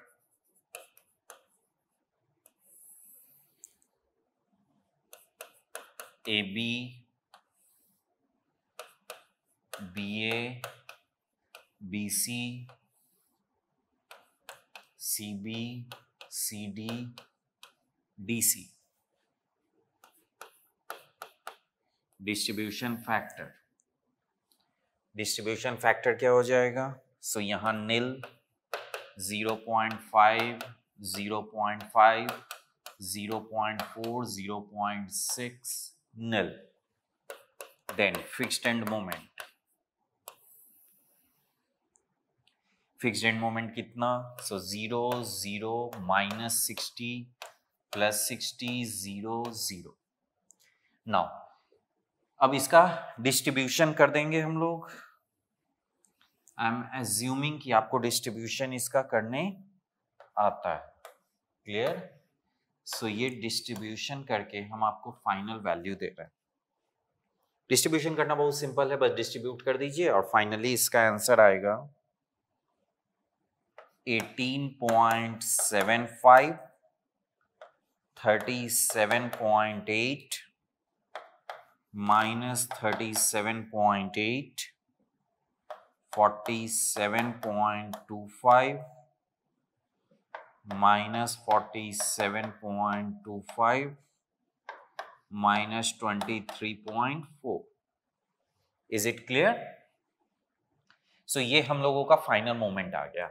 बट हम लोगों को ये नहीं कैलकुलेट करना, हम लोग को कैलकुलेट क्या करना है कि कितना फोर्स हम लोग लगाएंगे कि ये स्वे नहीं हो। क्लियर? सो उसके लिए क्या करेंगे? सी स्ट्रक्चर का फॉर स्वे फोर्स, स्ट्रक्चर का सिग्मा Fx इक्वल टू 0 लिख देते हैं। Sigma Fx equal to 0।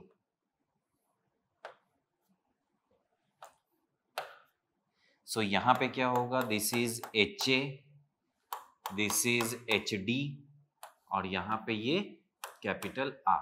और तो कोई हॉरिजॉन्टल डायरेक्शन में फोर्स होगा ही नहीं क्योंकि वर्टिकल लोड लगा हुआ है, तो यहाँ पे HA और HD।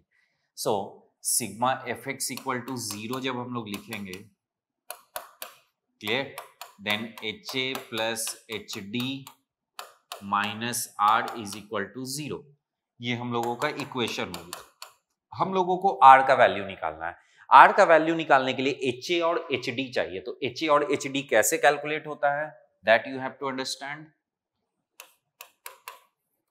For H A, for H A हम लोगों को यहां पे एच ए कैलकुलेट करना है। नाउ यहां पे मोमेंट्स भी होंगे, सो यहां पे एम ए बी, यहां पे एम बी ए, क्लियर, और यहां पे V B A. V B A का कुछ भी डायरेक्शन हो doesn't matter. Sigma M B equal to 0 कर देते हैं। यहाँ बी पॉइंट है और ये ए पॉइंट है, तो बी पॉइंट के बाद मोमेंट 0 कर देते हैं। तो सिंपली आ जाएगा आपका H A equal to M A B plus M B A divided by 6। और एम ए बी हम लोग ऊपर कैलकुलेट किए हैं, यहाँ पे ये कैलकुलेट किए हैं ना दोनों। सो एम ए बी और एम बी ए दोनों कैलकुलेट किए हैं, क्लियर। सो ये आपका हो जाएगा, दोनों का वैल्यू पुट कीजिएगा और यहाँ पे ये वैल्यू रखिएगा, तो ये आ जाएगा 9.425 किलो न्यूटन। ये तो हम लोगों का कैलकुलेट हुआ एच ए। अब हम लोग क्या आ जाते हैं, for H D, for H D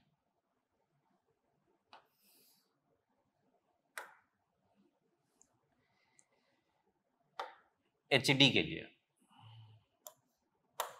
so this is HD, this is MDC, this is VDC। VDC का डायरेक्शन कुछ भी दिखाइए, मोमेंट्स हम लोग क्लॉकवाइज हमेशा मानते हैं इसलिए MCD। नाउ इस बार हम लोग सिग्मा MC इक्वल टू 0 कर देंगे, C के अबाउट मोमेंट 0 कर देते हैं। सो इससे आ जाएगा HD equal to MCD plus MDC by 4, clear. इसका भी सारा वैल्यू हम लोग पुट किए हुए हैं, MCD प्लस MDC, तो ये आ जाता है -17.66 किलो न्यूटन। बस ये दोनों कैलकुलेट हो गया from equation 1, from equation 1। Equation 1 से आपका कैपिटल R का वैल्यू आ जाएगा। कैपिटल R का वैल्यू आएगा -8.23 किलो न्यूटन। ये नेगेटिव वैल्यू आ गया। नेगेटिव वैल्यू आने का क्या मीनिंग है, नेगेटिव वैल्यू आया इट मींस कि आर हम लोग जिधर एज्यूम किए थे उसके अपोजिट है, आना भी चाहिए था। देखिए कैसे, अगर आप लोगों को ध्यान होगा कि फ्रेम किधर स्वे करता है, देन रिमेंबर कि क्लास वगैरह में आप लोग को बताया गया होगा कि फ्रेम हमेशा हायर स्टिफनेस से लोअर स्टिफनेस की तरफ स्वे करता है। So this is higher stiffness, this is lower stiffness. So higher से लोअर की तरफ स्वे करता है, तो इसको स्वे रोकने के लिए आर किधर चाहिए, राइट साइड चाहिए, और हम लोग आर किधर मान लिए थे, लेफ्ट साइड। तो ऑब्वियस ही बात है नेगेटिव तो आना चाहिए था, नेगेटिव आ गया, इट मींस कि हम लोगों का आंसर सही है। इसके बाद बस आप लोगों को बीएमडी ड्रॉ करना है। तो बीएमडी कैसे ड्रॉ होगा, बीएमडी ड्रॉ करने के लिए सिंपली आपने ये एंड मोमेंट्स सारे कैलकुलेट किए, बस एंड मोमेंट के थ्रू हम लोग बीएमडी कैलकुलेट कर देंगे, क्लियर। नाउ सी, बीएमडी हम आपको ड्रॉ करके दिखा देते हैं।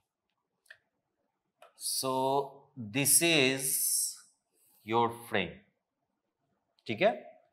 इसमें हम लोग रेफरेंस फेस पहले मानेंगे,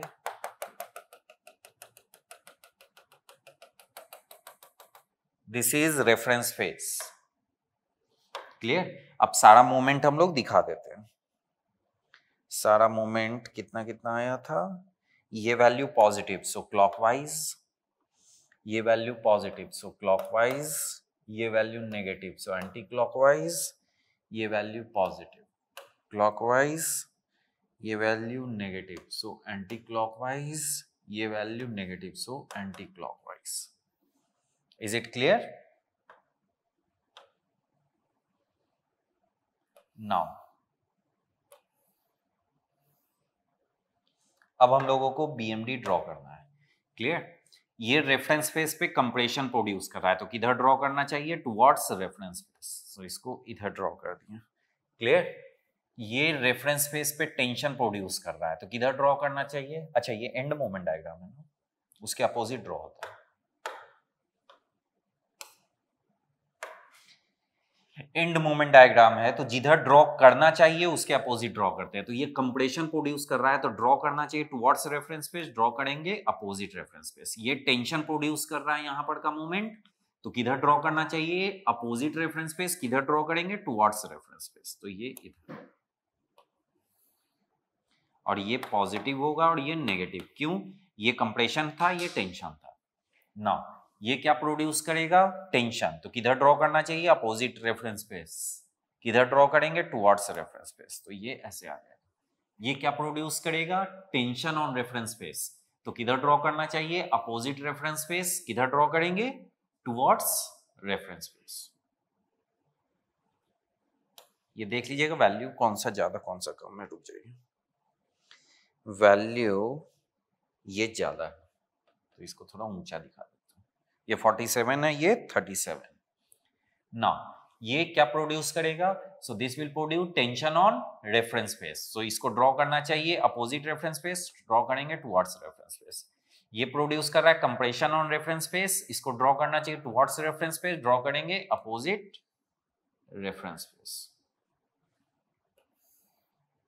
क्लियर? ये हो जाएगा नेगेटिव नेगेटिव, ये नेगेटिव, ये positive. Clear?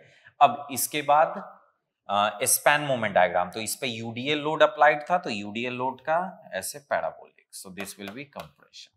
Now final BMD जो रिजल्टेंट होगा वो कुछ बस इतना हो जाएगा।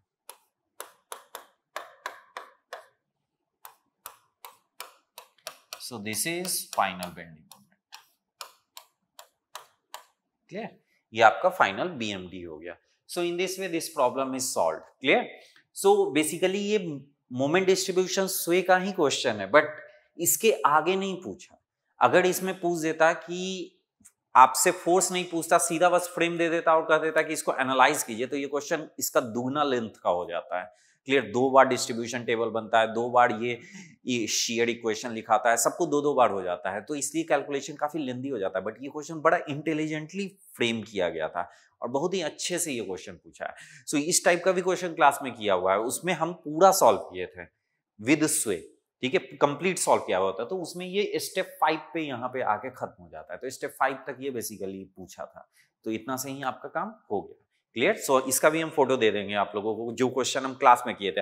और क्लास में तो मोस्ट डिफिकल्ट क्वेश्चन कर दिए थे वो इंक्लाइंड लेग वाला, कि इंक्लाइंड लेग सबसे डिफिकल्ट क्वेश्चन होता है मोमेंट डिस्ट्रीब्यूशन और स्लो डिफ्लेक्शन का। अगर वो कर लिए देन एग्जाम में उससे इजी ही आता है, उससे डिफिकल्ट क्वेश्चन नहीं आता है, कि उसमें सबसे ज्यादा कैलकुलेशन होता है। So that we cover generally in the class.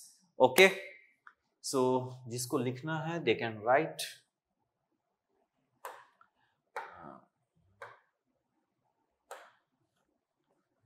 जिन लोगों को लिखना है